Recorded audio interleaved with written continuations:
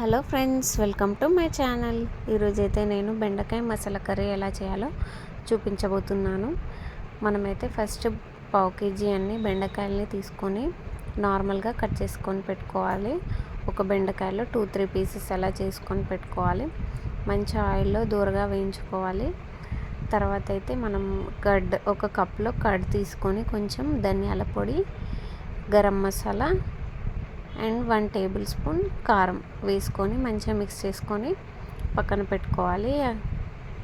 తర్వాత అయితే ఈ బెండకాయల్ని మనం కొంచెం లైట్గా ఉడికే వరకు వేయించుకొని పక్కన తీసుకొని పెట్టుకోవాలి. మళ్ళీ అయితే కొంచెం ఆయిల్ వేసేసి అందులో జీలకర్ర, ఆవాలు, కొంచెం అయితే పచ్చిమిర్చి వేయాలి. వేసేసి అది కొంచెం పచ్చిమిర్చి వేసేసి అది గోలాక ఆనియన్ వేసేసి కొంచెం బ్రౌనిష్ వచ్చే వరకు గోలించుకోవాలి. తర్వాత అయితే కొంచెం కొత్తిమీర, కల్యమాకు వేసేసి వేగనివ్వాలి. అప్పుడైతే కొంచెం పసుపు వేయాలి.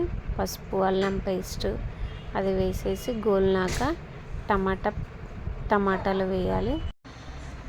టమాటాలు వేసాక మంచిగా గోలినాక కాసేపు మూత పెట్టుకోవాలి. మనం ఇందాక కలిపి పెట్టుకున్న క్యూరీ ఉంది కదండి, అది కర్డ్ది, అది వేసుకొని కొన్ని వాటర్ పోసేసుకొని క్యాప్ పెట్టుకోవాలి. అది కొంచెం దగ్గరకు వచ్చాక బెండకాయ ముక్కల్ని గోలిచి పెట్టుకున్నాం కదా, అది వేసేసుకొని సాల్ట్ వేసేసుకొని కొంచెం లైట్గా కారం తక్కువ అనిపించింది నాకు, అందుకే మళ్ళీ కారం